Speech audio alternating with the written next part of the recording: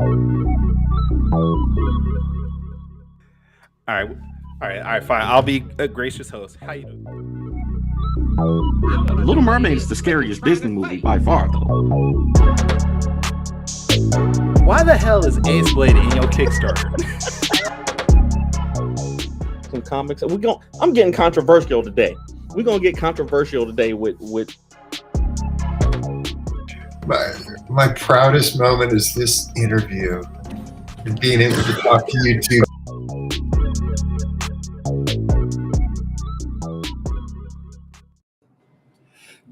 Ladies and gentlemen, boys and girls, children of all ages. Happy birthday to you. Happy birthday to you. Happy birthday, dear Kyron. Happy birthday to you. Happy birthday, Kyron. Oh wait, what happened? What happened? What happened, Kyron? You were there 1 second and then you left. What happened? Thank you, Danny J. Quick, for that. Thank you. Thank you. That was awesome. Happy birthday, man. Thank you. I appreciate that. Did you want to do the intro? Not anymore, because you just ruined my flow. So no, I don't want to do the intro. Screw that. Hell no. That's how you doing, Danny? I'm doing good, man. How does it feel to be 35? It's good. I feel like I'm 25, so I'm good. That's good. Any chance you heard from our guest? Ooh. You okay over there? You sound like you're about to be blown away by the tornado. Did you hear that? Can you hear that in the microphone? Yes, oh my goodness. Yes. Dang on thunderstorm just broke out here in North Carolina. It's good because I'm going to say the oldest thing in the world. We needed the rain. But the thunder and the wind is going crazy right now. So I apologize to our viewers if you can hear the thunder in the background. I'll keep myself on mute. Thank you all for the happy birthdays coming in for dear old Kyron in the chat. He is now. How old are you really, Kyron? I told you I'm 34. No, you're not. You're not 34. I know that because I know that you're older than me, and I'm 38. Okay, I'm 39 then. Okay, well, happy 39th birthday, Kyron. Happy 39th birthday. That's all we'll say. I'm 39 plus a couple years. Good stuff, man. Sean says you're 44. I'm gonna take that. Sean will know. Sean will know for sure.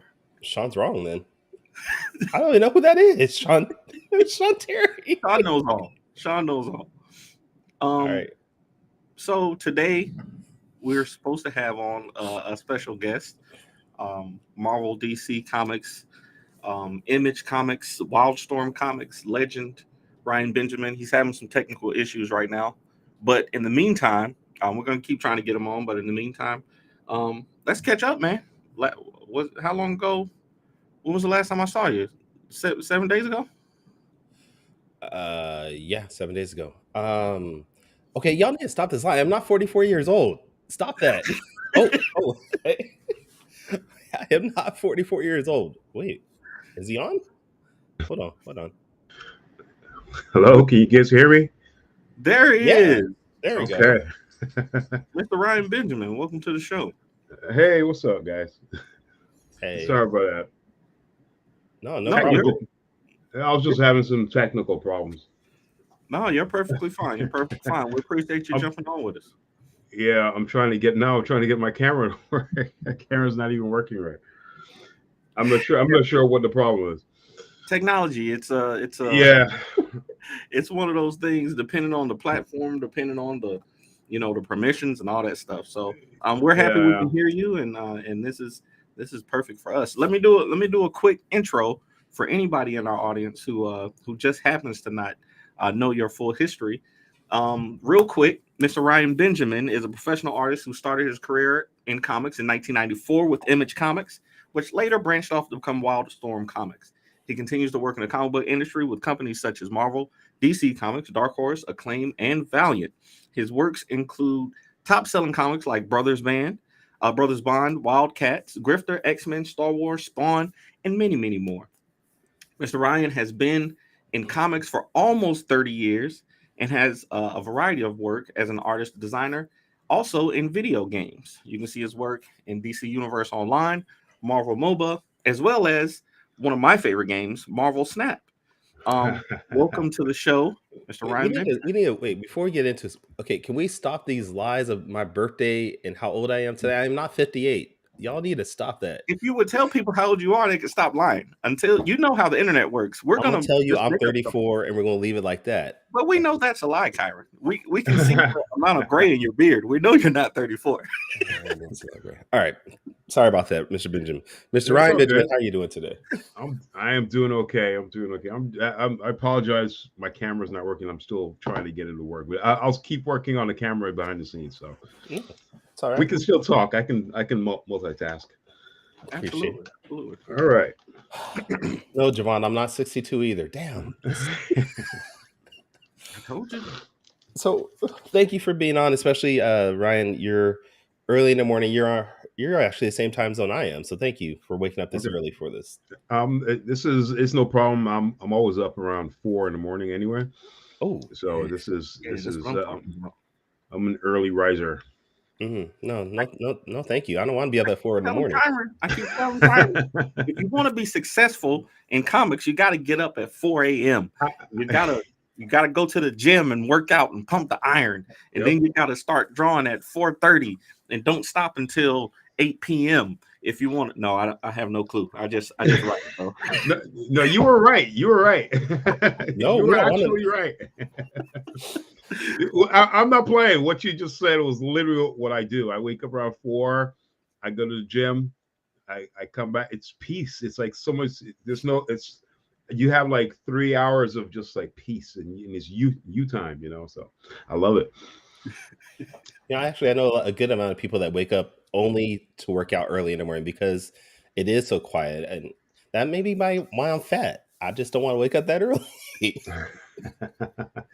I had a whole time in my life when I was with the military for 12 years that I couldn't help but get up at 4:30 in the morning, and then as soon as I got out of the military, I said I'm never doing that again.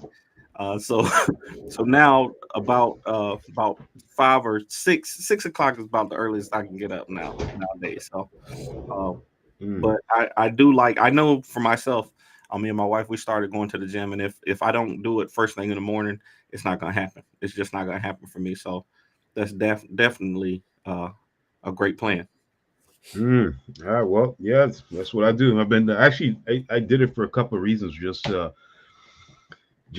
to change up my work routine, because when I was younger, I used to do the standard artist thing, which is you work till about 3-4 in the morning, and you go to sleep, and then you wake up at 7, and then you start your day all over again. And as I got older, I realized, okay, it's time for me to make that change. I need to look out for my health a little bit more. I need to get to sleep a little bit earlier. I need to get more hours of sleep, and I need a little bit more peace in my life. So I actually shifted gears around that, and just so that's basically what I do. Yeah, I think as I'm getting older, also the balance of sleep to work ratio has definitely balanced out more. I know Mr. Fishley in the comments, he was, before we even started, he was saying he hadn't slept all night. I'm sure he was up working, because Fish is one of the fastest pens in the West. Fishley was up all night because he was excited about Ryan being on our show. That's why. Yes, that just couldn't sleep. too. So between the two, I definitely agree with you. It's best to get some sleep, and have your mind in the right place so that you can focus and get that work done. So yep, absolutely. So could you run us through? I know I did the dissertation. I've read the about page from your website. That's where I got all that information from. But just tell us about your start in comics with Image, and how you decided that you wanted to be in comics, and kind of how you got into comics. Yeah. So I started comics I've told the story about 300 times already. I don't mind saying it again. I was the typical college student who, went to college, graduated college, and still had nothing to do. Couldn't find a job, anything like that. So I decided to go back to school, and then when I went back to school, that's when I realized the opportunity that, hey, I have a chance that I can draw comics.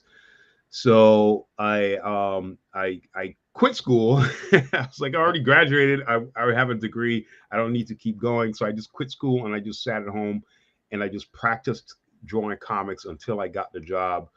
But back then, this was 1993. So some of you guys listening weren't even born yet. And I heard you guys were like ragging on the 50s. It's okay to be 50. 50 is like the new 30, the new 30. I'm actually 52 right now, but I don't even feel it. But anyway, I kept practicing and practicing, and then eventually I got that call. Jim Lee actually gave me the call, and it was weird. I was sitting at home just drawing, and my phone rang, and I'm talking about like the old phones with the cord, the home phones, one of those. The receiver. So, yeah. So I picked him up. I was a dinosaur back then. So I picked him up. I answered the phone. It was Jim Lee, and I'm like, wow, this is Jim Lee. This is crazy. I'm talking to Jim, and he was like, yeah, I want you to come work in my studio. I hung up the phone. I immediately ran to my local comic shop where I used to hang out all the time. I busted through the door, and my first thing I said is, I'm going to go work for Image Comics. And everyone stopped, and everyone was looking at me like, what? But I knew everyone in the store. It was crazy. It was like my hangout spot. There was like Street Fighter games, and we used to go there and hang out and just talk comics and just goof around. I knew the owner, everything, so it was pretty cool. Nice. Now I'll be honest. And I'm a fanboy a little bit because when you burst onto the scene, I was about 12, 13-year-old. And I saw your work and I was like, this dude is dope, man. He's got amazing skills. But then I saw a picture. I think it was like in Wizard. And I'll be honest, I was like, my man is black. And as a black young artist, I was like, I didn't see any other black creators out there. I think at that point there was like you, maybe Daryl Banks, I think Chuck Jones. There weren't like a lot of us as black artists, so you were like an inspiration for me to keep trying to draw. I didn't get to your level at any point, but you were like one of those people I saw. I was like, okay, as a black creator, because back then being someone that was African American and liking comics was usually looked down upon in a lot of our communities. So you seeing yourself and others like you, I was like, I can do this. I can make comics. There are others like me out there. I could do that. So were there people like that you looked up to before you got into comics that made you really want to push and do this? Larry Stroman. Larry Stroman. Forgot about Larry. Yeah. He was one. Actually, there wasn't that. It's not that many. But he was definitely the top one. I would look at his work. But this was before I came into comics, so I would look at his work and I would study the heck out of it. I'm like, man, this guy is like amazing. I want to draw like this one day. That type of thing. So I and then when I actually came into the studio, there were other blacks that came in with me. Matt Broom came in. And then Sean Ruffner, he was already there. And in fact, Sean and I went to college together, which is kind of crazy. Didn't you and Sean do a book together? Yep, we did Phantom Guard. We did right.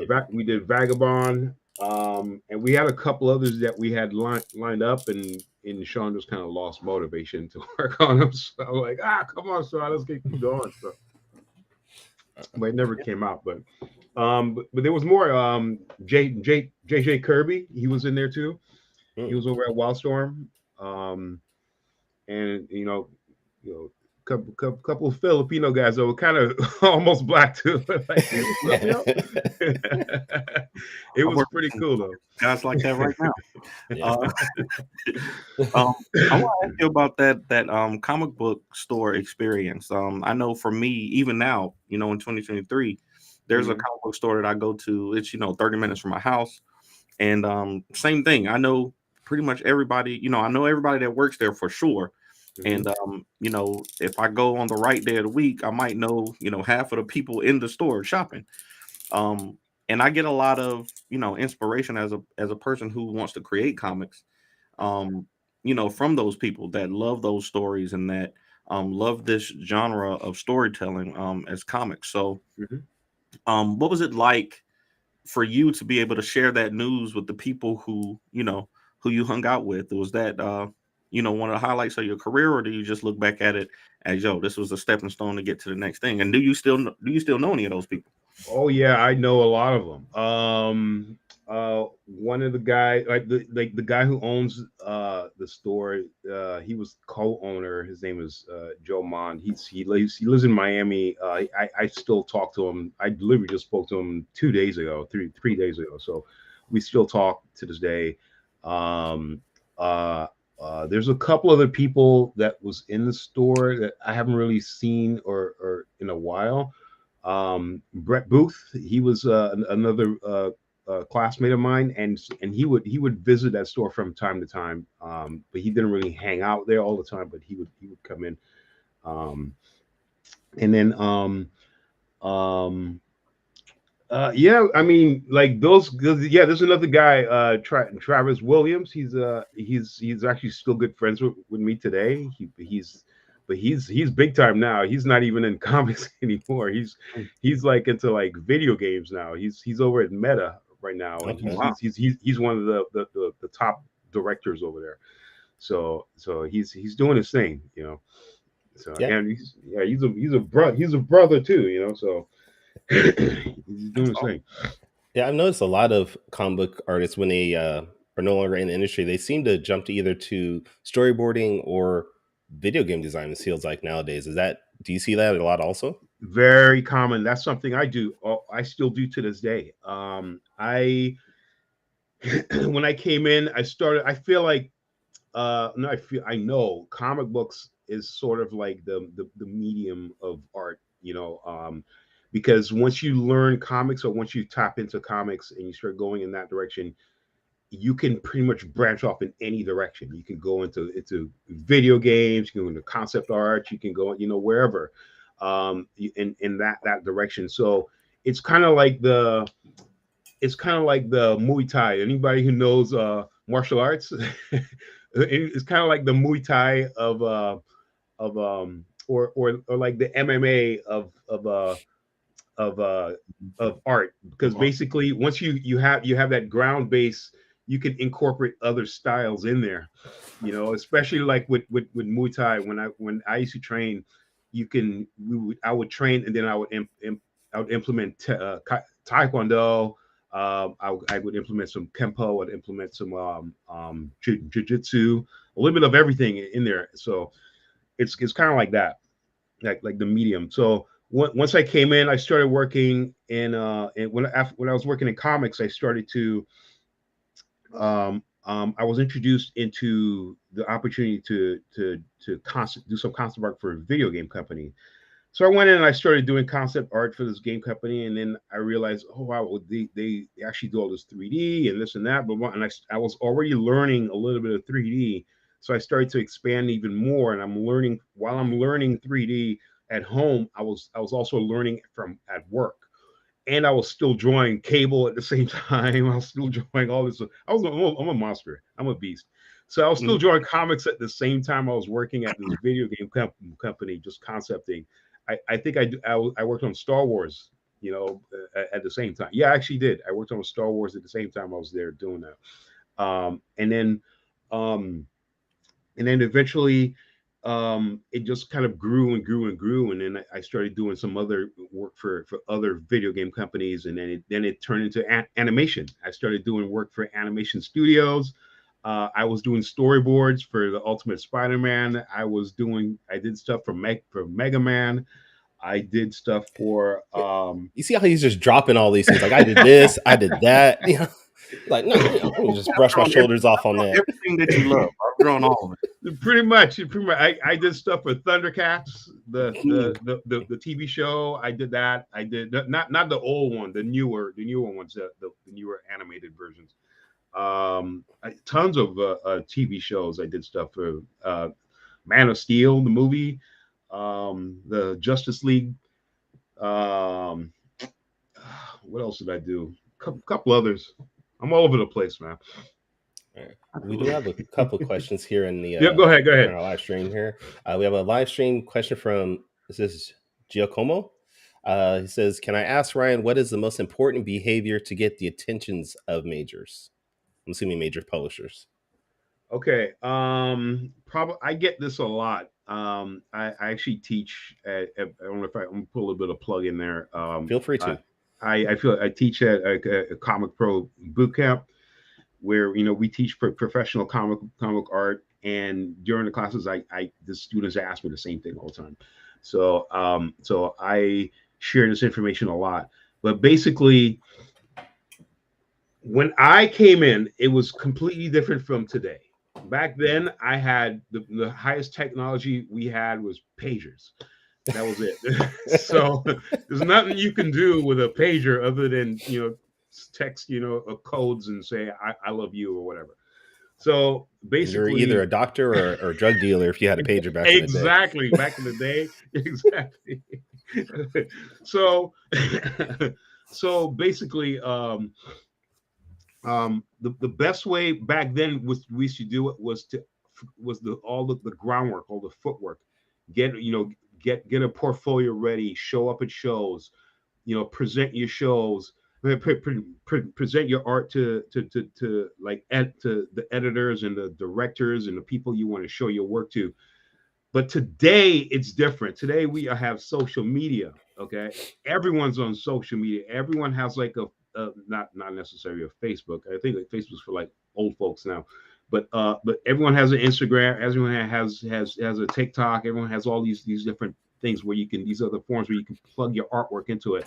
So if you put your artwork up in there, people will see it and then they will contact you. But you can't just put like just any random stuff up there. You have to kind of put like your absolute best. You have to put the cream of the crop, the absolute best work that you have to put it up there so you can get noticed. Because if you don't, you won't get picked. I know because I've seen directors, I've spoken to them, I've spoken to directors, I've spoken to producers who literally go on these social media accounts and they're like, hey, or they'll ask me, hey, do you know someone? Do you have a link for an artist that I can see? Because I'm looking for an artist that does this and does that and does this and does that. So they're looking for specifics, and then I sometimes I do the footwork and the groundwork myself, and I have to go hunt for some artists and send them links and say, here's this guy, here's that guy. Kevin Grievous, I don't know if you guys know him. Yes. He's absolutely he's a good friend of mine too. And Kevin has asked me multiple times, hey Ryan, you know any artists that does this and does that? I'm like, yeah, I got this guy over here that does blah, blah, blah, blah, and I'll send him links. So that's probably like the easiest way to do it.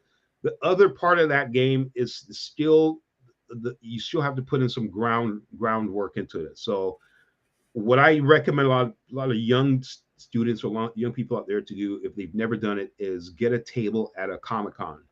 You get a table at a Comic-Con, you get multiple benefits out of it. You can sell materials, so you can earn a little profit right then and there, and you also get to show your work off in front of the audience.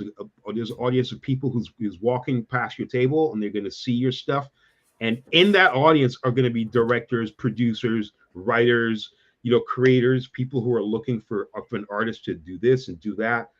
I have the amount of work that has come across my plate just from sitting at Comic-Con or New York Comic-Con or wherever, anywhere around the world.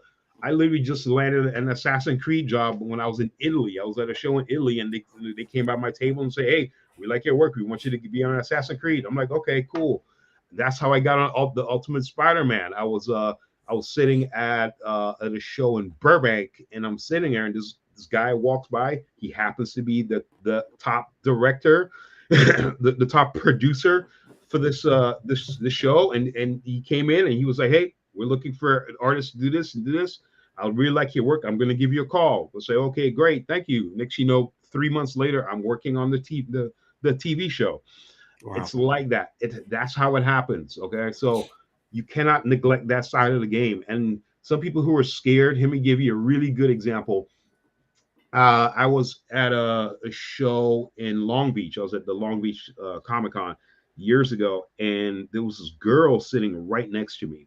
And she was pretty good with her art. She had really good art, but she had one print. That's all she had. She had no books. She had nothing else but one single print that was sitting there, and she was selling that print by herself. No help, nothing else. And she still made a couple $100. And this was her very first show. Wow. Never been to a show ever. Made a couple $100.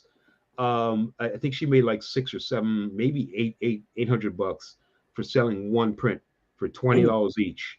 Wow. Okay, but it was pretty good. It was like a Star Wars chibi type of style, kind of art that was in there. And she still made her money. So at least she made her money. Maybe she had someone walk by and say, "I really like your art. Can you work on this? Can you work on that?" So it happens. I love it. I love it. I think today you're absolutely right. I use, even for us indies, Kyron and I, we make comics, and I'm gonna look at a person's social media before anything. Anybody who reaches out to us, for me anyway, anybody who reaches out to me and says, "Hey, I want to do some art," or I'm looking for work or whatever, I'm gonna go straight to their social media, wherever they contacted me on. If they contact me on Instagram, I'm gonna check out their Instagram page. So definitely got to have your best stuff up there, because you only get that first impression one time. So I will say though, I caught a live stream that you did. I want to say this was a couple of months ago, where it was you and Sanford Green. Y'all were talking to Kadeem Hardison. Oh yeah. I think Ken Lashley. Yep. Showed up there. Yeah. Wait, why didn't you show me this live stream? I wanted to be part of that. And you, I want to say, you were so fast with the art. I want to say y'all were doing a GoFundMe to help out somebody with some medical issues. Yes. You were taking requests right there on the spot. Yep. I remember I was watching the live stream, because I was watching it on my phone while I was driving, which I probably shouldn't have been doing. But while I was driving, and I was seeing what you were drawing, and I was like, "Yo, what is that? I can't even tell what it is." And then I went back to paying attention to the road, and when I looked back over, you had completed a whole piece of Moon Girl and Devil Dinosaur. Oh yeah. And I was like, "What? Like, how did he?" Like, I know I haven't been driving this long for him to have completed this whole piece. And I was just listening to the conversations that y'all was having, and was like, "Yo, how did he finish this? Like, inked? Like, I saw you with your Sharpie, just going with it." And it's just amazing, like the speed and accuracy that you have. And I wanted to ask, like, does that come with the experience? Like, I know you've been doing comics. I know you've been drawing for over 30 years. So does that just come with the repetition? Is it muscle memory? Is it, just knowing what you want to do? How do you develop that kind of focus and speed with your art? Confidence. So you have to develop confidence. The way how you get confident. I will give you the secrets right now. Okay. And then I'll blow your mind away in a minute. So the confidence comes from years and years of repetition of just basically doing it. Okay. So before I came into the comic book world, I was a fine artist. I did paintings, I did airbrushing, I did sculpting. That's where my head and heart was. So I had this attitude of just throw it on a page, or just throw it down and just see what comes out of it. That's where my mind was when I was in my young age, in my late teens, and when I was my early 20s, somewhere around there. Okay. So in time when I transitioned to comics, I started to bring a little bit of that young mind that I had, a young mentality I had, into my skills today. And after doing it for years and years and years and years and years, it got to the point where it is like muscle memory. You just kind of lay down this grid and you just kind of go. Then when I started doing live art demonstrations with Kim Jung Gi, I don't know if you guys know who he is. Yes, I do. Um, so Rest I in peace. started, yes, yeah, rest in peace. That's my brother. So we when I started doing demonstrations with him, and I started, getting small time just to hang out and draw with him, I started looking at how he's doing it, and then I started looking at some of his videos, and I started looking at how he was doing it, and then he's teaching me certain things, and I'm like, okay, I can see how he's doing it. It's what it is basically it's a grid. You have there's a grid. Everyone uses like perspectives, or they use like some kind of grid, like a thumbnail where they scribble something down on paper. Okay, when you thumbnail or you scribble something down, that's basically just so you can establish a form or certain angles on this page before you actually go in and start doing anything. Now, what depicts or what directs those thumbnails is your fundamentals. So when you learn how to scribble, so your spheres, circles, your boxes, all these triangular shapes and stuff like that. Once you start to understand that, how do I place these fundamentals, these basic primitives in this space using this rough technique, it gets to the point after you've done it for so many years, you don't have to do it anymore. It's already in your head. You see it on the page before you even touch the page. It's already there. So all you're doing is just doing the contours. Now, young people, when they're drawing, they tend to want to go straight to those contours, and they want to draw those contours first. And that's where they're shaky, because you're not spending enough time on their fundamentals.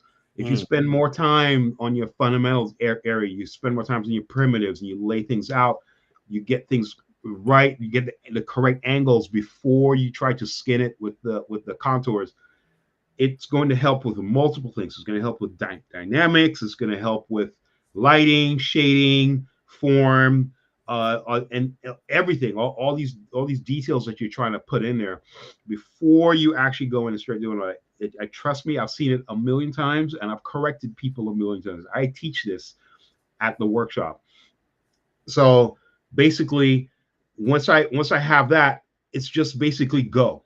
That's how I'm capable of doing those pieces, those art pieces, super fast. Like when I'm drawing, I can just sit down and I can just draw Batman, draw Superman, draw Wonder Woman. What? Okay, great. I'll have it done in 4 minutes, and it's fully detailed and everything because it's already there. It's in my head when she tells me, "Oh, I get it." All I'm doing is just thinking of the pose. Okay, so what pose is Batman going to be at? What or his headshot's going to look? Is he going to look up? Is he going to look down? Okay, it's the same primitive. I'm just changing the angle on it. Same point, same position for the eyes, the nose, everything. It doesn't change. It's just what angle is that? And then once I figure out the angle, it's just go.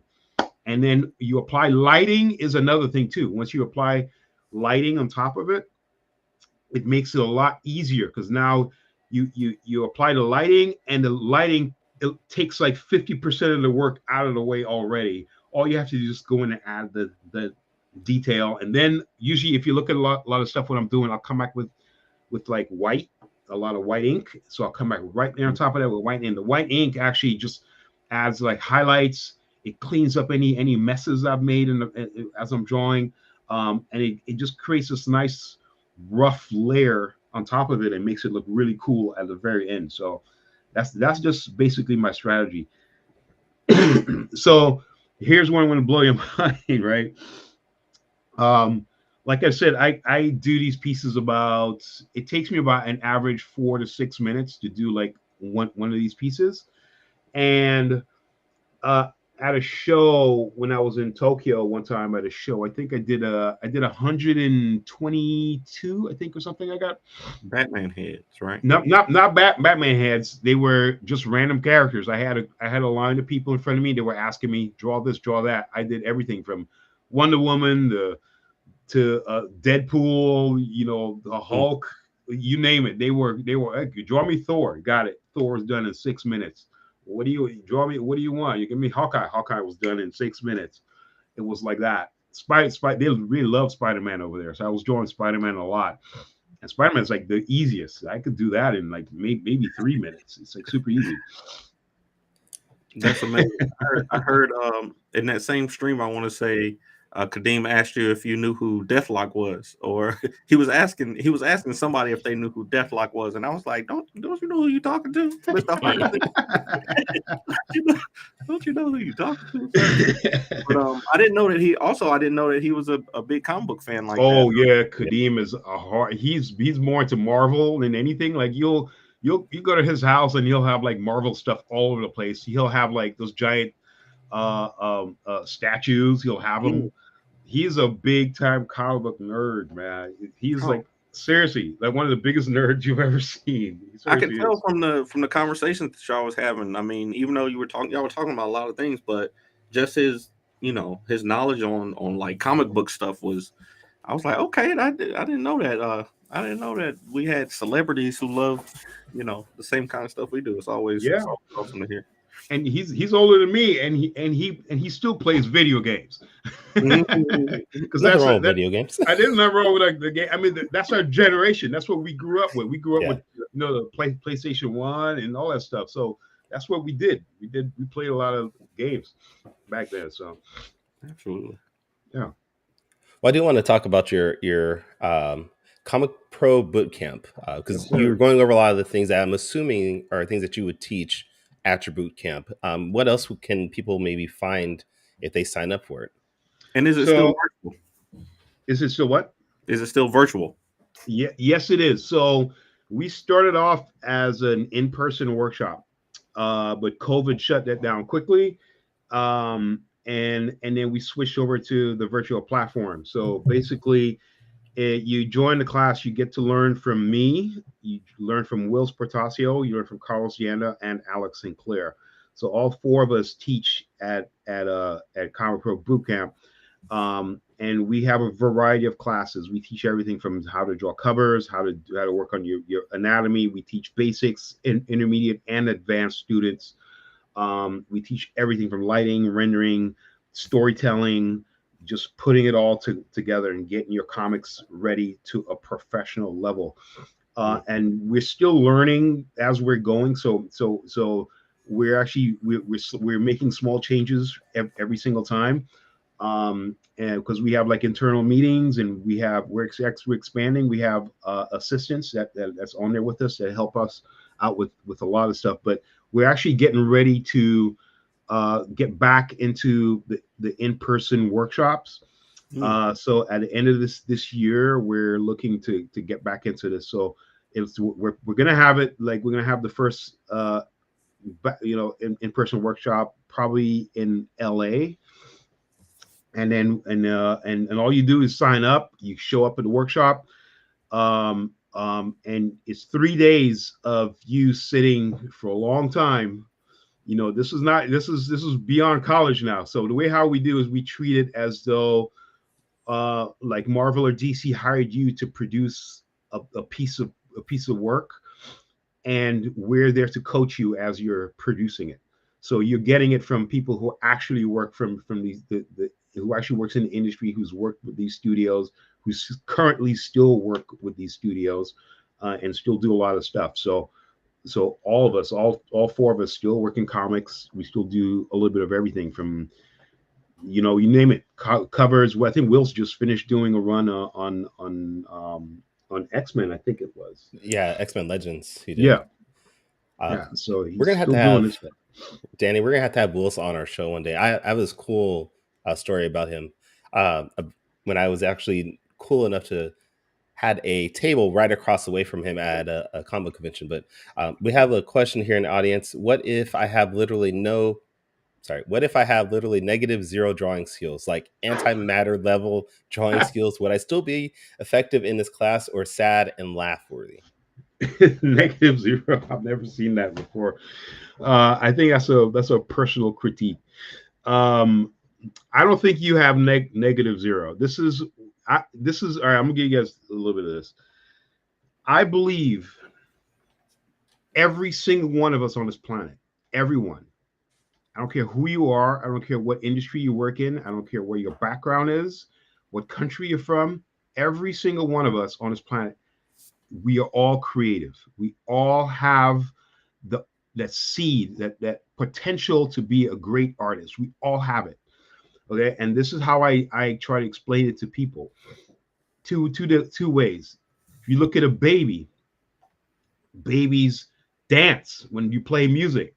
Who taught that baby how to dance? That baby's expressing himself.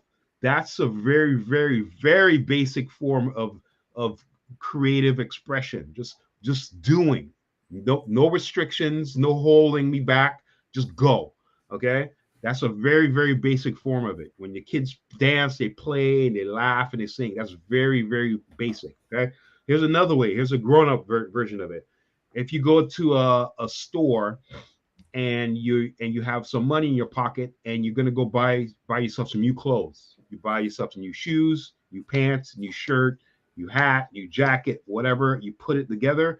You like, this is fresh. This is cool. I like it. You buy it. You walk out the store and you go home, right? And you wear this all day, all week. That right there is another basic form of being creative. You didn't design the jacket, but you saw the jacket and you decided that jacket goes great with that shirt, goes great with those pants, goes great with those shoes. You put it all together. That's the basic form of concepting. When you're concepting, when you're working at a studio and you have to concept a character, they're like, okay, we need a character, and in your mind there's a blank model. Now you have to design that character. That character is going to look fresh. If I make his arms do this, okay, great. Now let me make that arm, put a jacket on those arms, or let me put some tattoos on those arms. No, I don't like it. Let me put some armor on those arms. No, I don't like that. Let me put just a giant glove on this arm. You're literally doing the same thing what you're doing at the store, but you're doing it slightly different. It's the same thing, okay? So we all have that creative seed inside of us. We just have to water it and nurture it and just take it to the next level, okay? Some of us get distracted. Most of us, I would say, most of us get distracted. We have life. We have things we deal with. We have family, we have bills, we got to eat, we got to go travel on vacation. There's so much stuff that goes on that distracts us. And especially nowadays, the way how politics goes on today in the world, politics distracts people like super crazy all the time, So this is, you have to find a way out of those distractions and get back to the art table. Stay focused on what you're trying to do. When I'm traveling, when I'm going places, what am I traveling and going places with? My art. When I'm going to my brother's house, I'm taking my art with me. I'm going to the park with my kids. I'm taking my art with me. I go to church. I'm taking my art with me. I'm going to the movie theater. I'm taking my art with me. I'm dead serious. I'm serious. You got to do what you got to do. So. Well, I should do this when I was in high school. We would go on field trips. I was the dude in the bus with my drawing pad, sketching in the back, and everyone's looking at me while I'm sketching, going on a field trip to Disneyland or wherever we're going. So it's like stuff like that. You just have to get into that work habit of, I just need to draw. I need to express. I need to push myself. You have to do that. And I think that's what fed me into being the type of, it feeds a lot of us, a lot of professional artists into that mindset of, well, I need to keep working and keep working and keep working and keep working, where you're drawing till like 2, 3, 4 in the morning. Okay. And then as I got older, that's when I realized that, okay, it's time for me to shift gears. I don't want to, because that strategy is not working with me health wise. So I need to change strategies and get more sleep and because I want to be able to draw for extra 5 years. You know, I want to just drop dead one day. You know, when I'm at my art table, which most likely is that's going to happen. I don't We don't want that. We don't want that. I don't get morbid, but honestly, I tell people all the time, when you bury me, just bury me with my pencil and my drawing pad, because it's coming with me. You know, Right.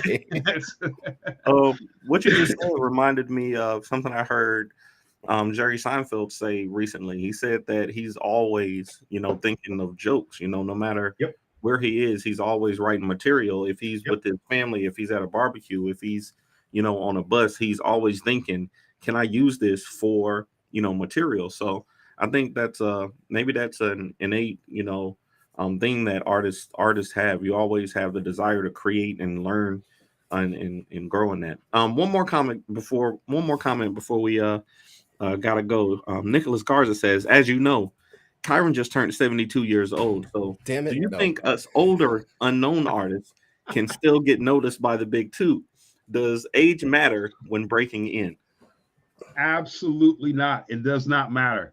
When I'm 97 years old, I'm still going to be learning some new techniques and new strategy. Why? Because that's years from now. Now we're talking about a different group of people that I'm going to be entertaining, a group of people, different people that's not even existing today that I have to entertain. So that means I have to find a new strategy, a new platform, a new blah blah blah, whatever it is, to shift gears and entertain this brand new batch of people that I'm at 97 trying to learn these guys. Okay. Mm-hmm. That's me trying to stay relevant. Okay. Now you don't necessarily have to stay relevant. I would say do it, because that's what feeds you. That's what keeps you alive. That's what keeps you going. That's what keeps your creativity, on point. But if you feel more comfortable getting into the mindset of I only want to draw in one style, one technique, and I'm not going to shift, that's okay too. I mean, except that's what you want to do, but you're limiting yourself. So at any age, you will have the ability, or you have the chance to get plugged in. And that's why I say comics is like the medium, because the medium, you can start on it at 7 years old and you can start on it at 88.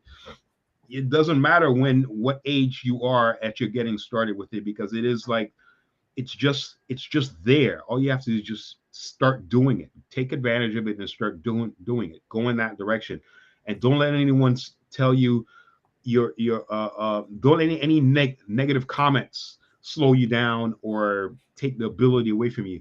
When someone tells me something negative or something, I use that as something positive, like, oh, you're pointing something wrong to me. You're pointing something to me to where I'm going wrong. That means I need to fix it. So I humble myself. I don't argue it out. I don't try to prove my point. I just say, thank you for the information. And I go sit at my table and I push myself, because I'm thinking I need to correct these things, because I don't want people. It's not I don't want to. I don't mind being critiqued. But I, as an artist, as a human being, as an entity living on this planet, as a soul, as a being, I need to be able to express. And I think the love for expression and the love for just being and just doing is what drives this. And I need to feed that love all the time. So whenever I get information is energy. So when I get information, I just bring it into my world, see where I dissect it, see where it can fit, and I plug it in and I keep going. And that's literally how I do things. And that's how I am capable of drawing in like multiple styles. I can draw the Jim Lee style. I can draw the Sean Galloway style. I can switch and draw like an anime manga style. I can do that. It's something I've done. I've been able to do. And I think it is stemming from my upbringing, from my young childhood. But it's also part of the art medium. That's what art is. Art is never ending, never stopping, never learning, never evolving. It's always changing. Look at AI today. People are using AI all the time. There's AI art, and they're producing and doing this and doing it, and they're showing it off on their page. Hey, look at the stuff I'm doing. It's all over Discord. So Mhm. people are using this stuff here today. And the technology is not going to change. The technology is only going to it's not going to stop. It's going to keep changing. It's going to keep evolving. So you have to evolve with it. So if you want to stay relevant and you want people to notice you, you have to understand the technology, understand what you're working with, understand the medium, understand your audience. And once you figure that side of it out, then you'll be able to like, okay, I think I know where I need to plug myself in. I know where I need to go. How am I going to do this? And you just basically jump in. Don't be afraid to fail, because you learn from failure. Absolutely.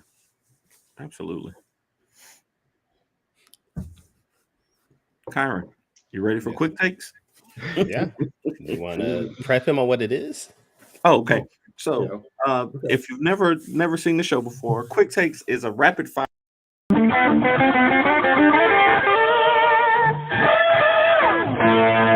Quick Takes. I knew you were going to do that. I knew you were going to do that, Kyron. I knew you were going to do that. This is why I quit the show so often.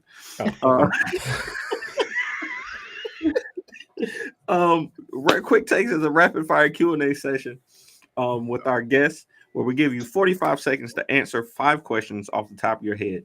I've been following you for a while, so there's just some stalking. You've been stalking him for a while. It's not stalking. It's stalking. It's stalking. Social media is free and it's open to the public, so it's not stalking. But just some quick questions for us to get to know you a little better. So, this first one, I'm just gonna go ahead and get it out of the way because it's one that I ask a lot of artists and creators. But I don't know when's the last time you went to a smaller show. But which one do you prefer, bigger cons or smaller shows, and why? Oh man, I have been to multiple small shows. Probably the last one I went to was one in Canada.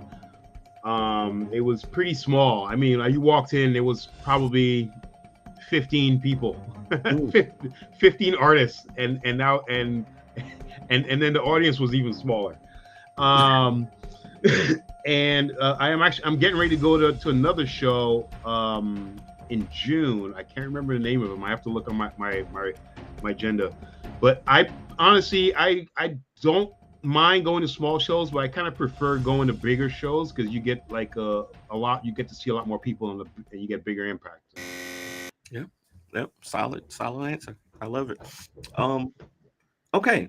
Question number 2.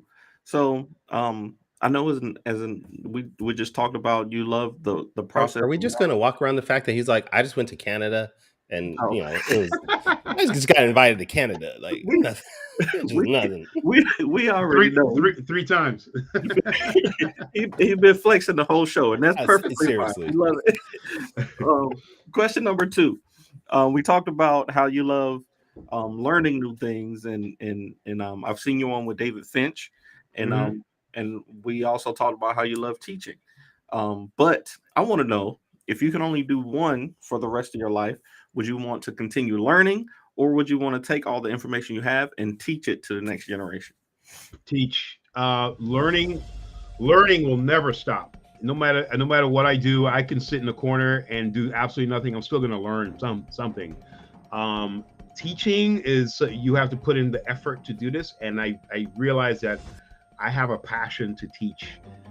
So this is something that I'm going to pursue, and I'm going to keep pursuing this for forever. So there's a lot of young, hungry people out there, and art never stops. And I'm going to learn as much as I can as I'm going, and I'm going to share it as much as I can. So is there any young students out there that want to join Comic Pro Bootcamp? That's what you want to do. There we go. I love it. Okay. This next question might get you in a little bit of trouble, but we're going to go for it anyway. Question number 3. Why are dogs better than cats? Okay. Hard-hitting questions. Yeah. Well, I am a dog person. Okay. I grew up with multiple dogs, probably close to 300 dogs. in Oh, my wow. from my lifetime, my early life, I grew up with. And it's all because of my dad. My dad just loves dogs. Never got cats. Just never grew up with them. The last cat I had. Oh man, should I tell the story? It was all right. Got 10 seconds. I scared the cat because it was eating my tuna fish sandwich, and then it never came back home, and that was the last cat I ever seen in my life. Oh, so dogs are like family. Cats, they're not even worth feeding. Okay. I was a teenager. I was like 15 at the time. You know, I was just like, you're eating my tuna sandwich. Like, get away. Oh, that's the best. Okay. Question number 4. If you could go back in time and talk to younger Ryan, what one tip would you give younger Ryan? Okay, so the one tip I would give myself is okay, so knowing myself and seeing where the shakiness where I'm at, I would probably push myself to do what I teach, basically, which is stick to your fundamentals more, because I felt like I was struggling trying to figure that side of it out, and it also forced me into a corner where I didn't really understand what I was drawing, and I didn't have respect for certain art styles, like the cartoony art styles. Once I started to learn the cartoony styles, that's what made me think fundamentals. I got to stick to my fundamentals. I love it. I love it. The fundamentals. I was learning. I'm a writer. But I love to learn each part of the process of creating comics. But don't disparage yourself. You're also a letterer and a colorist. I like I said, I'd like to learn each part of the process so I can, empathize and know, what it takes to do these things.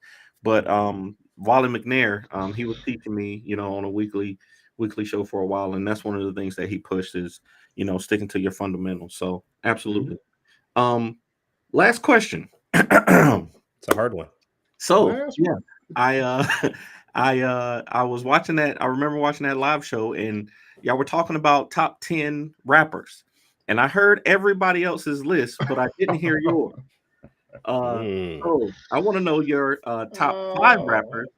No particular order, but your top 5 rappers of all time. Oh man. Okay, 45 seconds. Okay, on the clock. Man, Mos Def, Talib, because they go together. Okay. Common. Okay. Busta. Busta. I kind of want to put Dre in there, but Dre doesn't really rap. He's like more a producer. Now Daisy. Man, how long do I have? 10 seconds. 10 seconds. Yeah, one more. Oh man. I can't want to say Eminem, but I'll take it. I'll take it. No, he's in there. All right. There's a couple more. I caught in there. Rakim, Eric B. No. Time's up. You can't add anymore. Come on now. Oh man. Yeah. All right. Well, I guess that's it. I think there's one more too. I just what's his name? It's been a while since he got those pretty eyes too. Jay-Z? No, not Jay-Z. Well, Jay-Z's dope, but not Jay-Z. I'm talking about like this was mid 90s when he was hot. What is his name? I'm a 90s type of rapper. That's where my heart and soul was born, and that's where rap left me, was like the early 2000s. Did I miss anything? Any mention of like a Biggie or Tupac or? Biggie's dope, Tupac's dope, but I think the beef between them kind of threw me off from rap a little bit, But Biggie was like on point, man. He's definitely there. All right. Well, that was Danny's quick takes. I don't know if are we sponsored this week for your quick takes, Danny? This week sponsored by Flawed from Image Comics. Are we really? Because great. No, we're not. Not really, but I've been reading it and I like it a lot. So, All right. All right, well, Ryan, we have a couple of audience questions here. First one here is from our TikTok audience. He says, is this Chandar Wilson says, Ryan, any plans for a Vanguard or Phantom Guard reboot? Man, that's one of the things I mentioned earlier. I've been trying to get Sean to let's launch it, but I think it's pretty much dead. The reason why is because we don't own the IP anymore. It was sucked into the DC world and is sitting in a DC vault. Oh, was that part of the whole Wildstorm? Yeah. Buyout? Oh, yeah. So we don't own the IP for that anymore. So I was talking to him about it, and the only way to do that is basically if there's an audience for it. If there's an audience, if like people are like crying out for it, that would create like the drive to get that thing going. But we just haven't had it. So all right, one last audience question from Morgan Iverson. Why is Duke better than UNC? Oh my God. It's not. Can you delete Morgan from the comments? I cannot delete Morgan. That's your best friend. I'm not going to delete him from the comments. Not making comments like that. I don't claim him. I don't claim him. Oh okay. Man, I'm mum on that one. Mum's word. Okay. All right. Well, I think that's the last one that we have. But this has been fun, Ryan. This is our time for you, though, to do any type of plug. So if you want to maybe talk about where people can look at your work or reach out to you on social media, this is the best time to do that. So if you want to go ahead and do that, feel free to. All right. So the absolute best way to reach me on social media is through Instagram. Just DM me through Instagram. My handle is @RyanBNJMN. You can reach me there. I also have that same handle is basically for all my social medias, which I do have a Facebook, but I'm never on there. You can also reach me through LinkedIn. You can reach me through a whole bunch of other stuff. I can concur on that because I messaged him through Facebook a bunch and he didn't reply, but Instagram was like instantaneous. Instantly, exactly. If you reach out to me on Facebook, just get ready to get a message in 6 months because I'm never on there. I'm never on Facebook. But I don't know why it's still there, just active. But basically, I recently started Whatnot profile. So I have that coming. I'm going to be doing some live Whatnot art demonstrations and auctions and stuff like that. So I'm going to be selling a lot of pages on there, a lot of original Batman, original. Oh, wow. Whatever covers I have, a lot of commissions and stuff like that, just like pieces that I've been working on. So I'm going to be selling a lot of stuff there. So follow me on Whatnot, and you will get a hold of me there also. Stuff I'm working on right now that I can talk about. So some of them I can't, some of them I can. So Stan Lee Genesis is one of them. So I'm working on that. That's a board game that I'm working with Power Entertainment and Rocket Ship Entertainment to produce this game. We're getting ready to launch the Kickstarter for it this summer. There's 200 brand new characters that no one has ever seen before. I designed all 200 of them. I did the visuals for all 200 of them, and so he did all 200 while he was at church.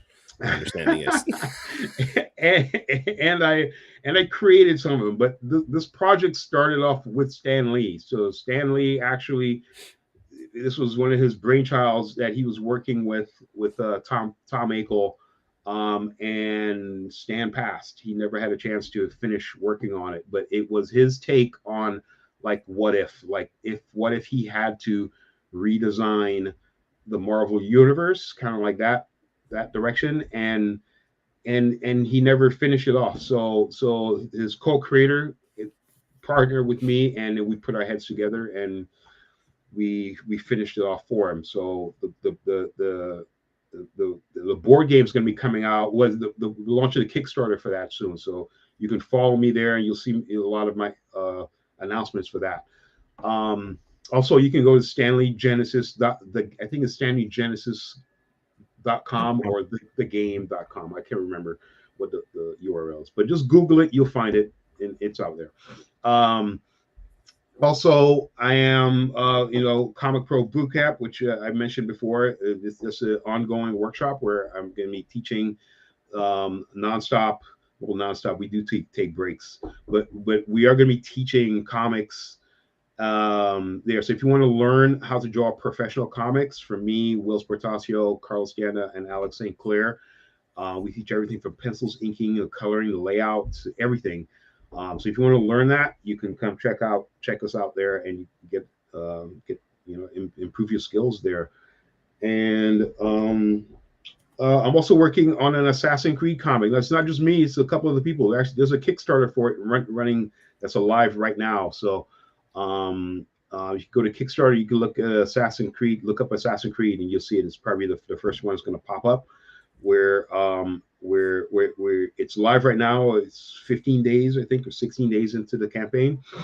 I'm not in charge of it. There's a company in Germany or Italy. I can't remember where they're at, but they're in charge of that campaign. I think they're in Canada. I honestly don't remember. But they're there, and they're going to be so if you want to back it, I'm not the only artist. There's multiple artists on it. I'm only doing a short story that's in there, so I'm doing everything from pencils, inks, and the colors. So you get to see 100% of me on this one here. So you guys can go check that one out too, and help support that campaign. And also what else am I doing? I'm working on right now. There's others I'm working on. I'm still planning to finish off the Brothers Bond series, which I'm still working on that. And there's a couple other new projects that I'm working on that I can't really talk about yet. That's coming. So I mean, you could talk about them if you want. So feel free to drop anything. I can, but I can't. I don't want to spill the beans too early yet. No problem. Next time. Next time. All right. Well, Danny, where can people find your work? First of all, I want to thank you for coming, Mr. Benjamin. Lednito on TikTok says he's a huge fan of yours, and he wants to sign up for your boot camp. So shout out to Lednito. You can find me at the Ace Blade on all social media platforms, and our website, fourthwallpros.com. Kyron, where can people find you? You can find me at tauruscomics.com, and you can also find me on Instagram, Twitter, Facebook, Tumblr, TikTok also. How you doing, TikTok? At Taurus Comics. And if this is your first time checking out our podcast, you can go to our website, fourtailspodcast.com, check out all our past episodes, and see who's coming up. Like next week, we're going to have Dinesh Shamdasani from Bad Idea Comics. He's going to be on the line talking about the publishing side of comic books and how that started. But this has been fun, and I'm going to sign off. So if you don't, all right, Morgan wants you to plug our Kickstarter, so please plug that real quick. I don't want to get beat up by Morgan, so we don't want to get beat up. So yes, we do have Battle of the Black Rose and Harlem's Renaissance, the double feature Kickstarter coming, hopefully May 5th, drawn by the illustrious Kyron Silva, Battle of the Black Roses, and this way.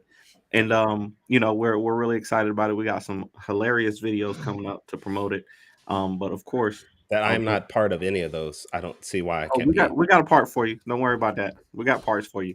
But I'll drop the link in the comments, and we appreciate y'all for sure. All right. So everybody, thank you. Sayonara, goodbye, and please take care of yourselves. Thank you.